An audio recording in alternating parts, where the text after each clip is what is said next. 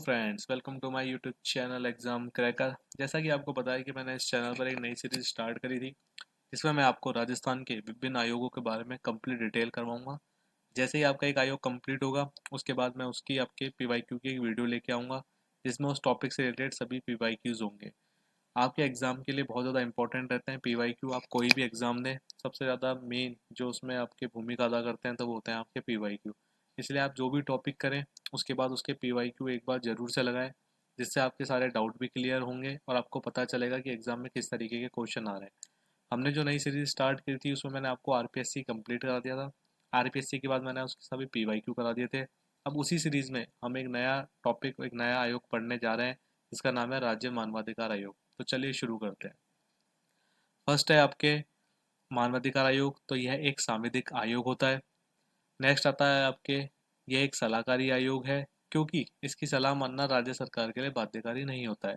राज्य सरकार चाहे तो इसकी सलाह मान सकती है जो ये सलाह देता है, और चाहे तो वह इसको इनकार भी कर सकती है।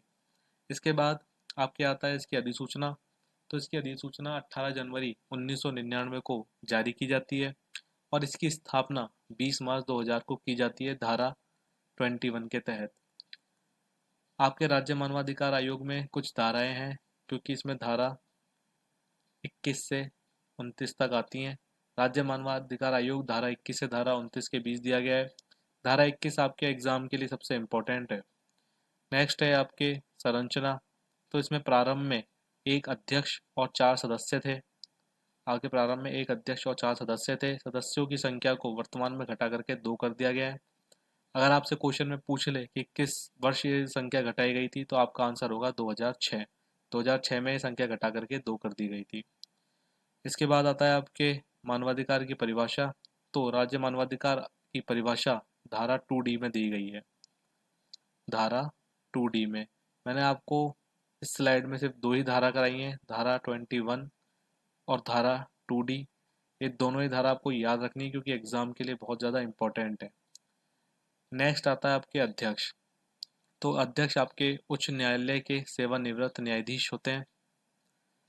उसके बाद आपके आता है सदस्य। तो बात की जाए सदस्यों की, तो इनका एक सदस्य उच्च न्यायालय के सेवारत या सेवानिवृत्त न्यायाधीश या जिला न्यायालय के ऐसे न्यायाधीश जिन्हें मिनिमम 7 साल का एक्सपीरियंस हो। सेकंड सदस्य आपके होंगे जिन्हें मानवाधिकार क्षेत्र का विशेष ज्ञान प्राप्त होगा। नेक्स्ट है आपके कार्यकाल। तो कार्यकाल इनका कार्य पद पे ग्रहण करने से 3 वर्ष या 70 वर्ष की आयु जो पहले पूर्ण हो जाए वह होता है। जब मानवाधिकार आयोग की स्थापना की गई थी, तब यह 3 वर्ष आपके 5 वर्ष हुआ करते थे, जिसे 2019 में घटा करके 3 वर्ष कर दिए गए थे। ये आपको याद रखना है, संशोधन की तारीख 2019 वर्ष। नेक्स्ट है आपकी नियुक्ति। तो नियुक्ति आपके राज्यपाल के द्वारा एक समिति की सिफारिश भी की जाती है। बात की जाती है आपकी समिति की, समिति में कितने सदस्य शामिल होते हैं। तो समिति में आपके 6 सदस्य शामिल होते हैं। इसे 4 था, इसको करेक्ट कर लीजिएगा, 6 है। सदस्यों में बात की जाए तो पहले सदस्य हैं आपके उस राज्य के मुख्यमंत्री। नेक्स्ट हैं आपके उस राज्य के गृह मंत्री। नेक्स्ट आपके विधानसभा के अध्यक्ष। नेक्स्ट है आपके विपक्ष के नेता। फिफ्थ मेंबर हैं आपके फिफ्थ मेंबर हैं आपके विधान परिषद के अध्यक्ष। और सिक्स्थ हैं आपके विधान परिषद के विपक्ष के नेता। बात की जाती है अगर हमारे राजस्थान की, तो राजस्थान में आपको पता है कि विधान परिषद नहीं है, इसलिए राजस्थान में सिर्फ 4 सदस्य ही हैं समिति में। नेक्स्ट है आपके शपथ।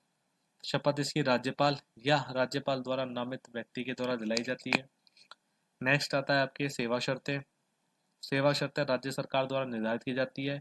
आपको कन्फ्यूजन हो सकता है आरपीएससी और मानवाधिकार आयोग में। कन्फ्यूजन में आपको बता देता हूँ क्या रहेगा। कन्फ्यूजन में आपके आरपीएससी की जो सेवा शर्तें हैं वो राज्यपाल के द्वारा निर्धारित की जाती हैं, और मानवाधिकार आयोग, राज्य मानवाधिकार आयोग में ये शर्तें राज्य सरकार के द्वारा निर्धारित की जाती हैं, राज्य सरकार द्वारा। ये आपका कन्फ्यूजन का पॉइंट है। एग्जाम में सबसे ज़्यादा क्वेश्चन आपके कन्फ्यूजन से ही पूछे जाते हैं। जहाँ पे बच्चों को कन्फ्यूजन रहता है, वहीं से आपके सबसे ज़्यादा क्वेश्चन पूछे जाएंगे, जिससे सबसे ज़्यादा आपके चांसेस बढ़ते हैं गलती करने के। नेक्स्ट है आपका इस्तीफा। तो ये राज्यपाल को संबोधित करते हुए अपना इस्तीफा सौंपते हैं। नेक्स्ट है आपके निष्कासन। आरपीएससी में और मानवाधिकार आयोग में, दोनों में निष्कासन की बिल्कुल सेम प्रोसेस है। कदाचार और असमर्थता के मामले में राष्ट्रपति के द्वारा सर्वोच्च न्यायालय की जांच के पश्चात इनको निष्कासित किया जा सकता है। अगर सीधे राष्ट्रपति के द्वारा निष्कासन किया जाना हो तो उसकी कुछ कंडीशंस होती हैं, जिसमें आपके अध्यक्ष दिवालिया हो चुके हों, या उन्होंने किसी लाभ के पद को धारण कर लिया हो, अन्य किसी लाभ के पद को, मानसिक विकृति हुई हो, या फिर न्यायालय में दोषी पाए गए हों। नेक्स्ट आता है आपके वार्षिक प्रतिवेदन। तो वार्षिक प्रतिवेदन राज्य सरकार को सौंपा जाता है। मैंने आपको वीडियो में करवाया था, आरपीएससी के द्वारा आपके वार्षिक प्रतिवेदन राज्यपाल को सौंपा जाता है। आपको ये याद रखना है दोनों पॉइंट। नेक्स्ट है आपके वेतन। तो अध्यक्ष का वेतन आपके उच्च न्यायालय के मुख्य न्यायाधीश के समान होता है, और सदस्य का वेतन आपके उच्च न्यायालय के अन्य न्यायाधीश के समान रहता है। मानवाधिकार आयोग के क्षेत्राधिकार के बाहर कुछ मामले होते हैं, उन मामलों को एक बार हम डिस्कस कर लेते हैं। फर्स्ट है आपका ऐसे मामले जो 1 वर्ष से पुराने हो। ये सबसे इम्पोर्टेंट पॉइंट है आपके क्षेत्राधिकार से बाहर के मामलों में। अगर एग्जाम में क्वेश्चन पूछा जा रहा है आपके क्षेत्राधिकार के बाहर के मामलों से रिलेटेड, तो 90% चांसेस होते हैं वो इसी पॉइंट से रिलेटेड हो। नेक्स्ट है आपके ऐसे मामले जिनका संबंध सैन्य प्रशासन से हो। नेक्स्ट थर्ड आता है आपके ऐसे मामले जो पहले से अन्य आयोग में लंबित हों। फोर्थ है आपके ऐसे मामले जिनका संबंध सेवानिवृत्त लोक सेवक से हो। ये भी एक इम्पोर्टेंट पॉइंट है इसका। नेक्स्ट आता है आपके ऐसी शिकायतें जो अस्पष्ट हों। नेक्स्ट है आपके ऐसे मामले जो पूर्व में न्यायालय में लंबित हो। राज्य मानवाधिकार आयोग से रिलेटेड जितने भी इम्पोर्टेंट फैक्ट्स हैं वो मैंने आपको अब तक की जितनी भी आपकी स्लाइड्स थी उनमें आपको कंप्लीट करा दिए हैं। नेक्स्ट मैं आपको राजस्थान मानवाधिकार आयोग में स्टार्ट से लेकर के 2025 तक जितने भी आपके अध्यक्ष रहे, सदस्य रहे, उनसे रिलेटेड जितने भी इम्पोर्टेंट पॉइंट्स हैं वो आपको एक बार कवर करा देता हूँ। क्योंकि अगर राजस्थान मानवाधिकार आ रहा है आपके, तो चांसेस हैं कि क्वेश्चन यहाँ से बन सकता है अध्यक्ष और सदस्य से रिलेटेड, इसलिए आप एक बार ये भी देख लें। फर्स्ट है आपका प्रथम अध्यक्ष। तो प्रथम अध्यक्ष थे कांता भटनागर, ये मैंने आपको बहुत बार कवर करा दिया है इस वीडियो में। नेक्स्ट है आपके वर्तमान अध्यक्ष। तो वर्तमान अध्यक्ष हैं आपके गंगाराम मूलचंदानी 2025 में। वर्तमान सदस्यों की बात की जाती है तो वर्तमान सदस्यों में आपके आते हैं रामचंद्र सिंह झाला और अशोक गुप्ता। रामचंद्र सिंह झाला आपके कार्यवाहक अध्यक्ष के पद पर भी रह चुके हैं। राजस्थान मानवाधिकार आयोग के अध्यक्ष की बात की जाए, अध्यक्ष ये आपके स्थापना से लेकर 2025 तक के हैं। अब तक कुल 6 अध्यक्ष रह चुके हैं वर्तमान अध्यक्ष को शामिल करते हुए। प्रथम अध्यक्ष थे आपके कांता भटनागर, सेकंड अध्यक्ष थे आपके समीर अहमद, थर्ड अध्यक्ष थे आपके NK जैन, फोर्थ अध्यक्ष थे प्रकाश जी, फिफ्थ थे आपके गोपाल कृष्ण व्यास, और सिक्स और वर्तमान है आपके गंगाराम मूलचंदानी। आप कार्यवाहक अध्यक्ष रिलेटेड इस पॉइंट को भी एक बार देख लीजिए।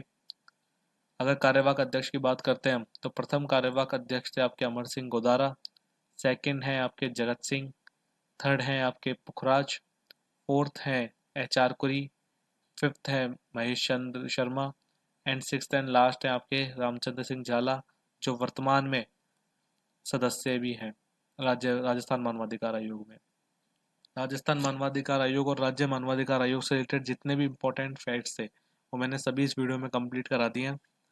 अब मैं आपको नेक्स्ट वीडियो राजस्थान मानवाधिकार आयोग के प्रीवियस ईयर क्वेश्चंस पे लाऊंगा, जिससे आपको पता लगेगा कि जो मैं आपको फैक्ट्स और जो डिटेल इस वीडियो में करवा रहा हूँ उनसे रिलेटेड ही कितने क्वेश्चन आपके प्रीवियस ईयर में पूछे जा चुके हैं, और आने वाले जितने भी आपके एग्जाम्स हैं चांसेस हैं कि आपसे वहीं से क्वेश्चन पूछे जाएँ।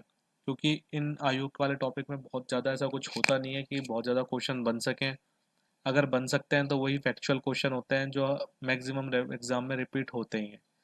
सो आप इस वीडियो को ध्यान से देखिएगा, जितने भी फैक्ट्स मैंने कराए हैं उनको नोट डाउन कर लेना, उनको रिवीजन करना जितना ज़्यादा हो सके। सो नेक्स्ट वीडियो में मिलते हैं, एंड तक बने रहने के लिए thank you so much, take care, bye bye.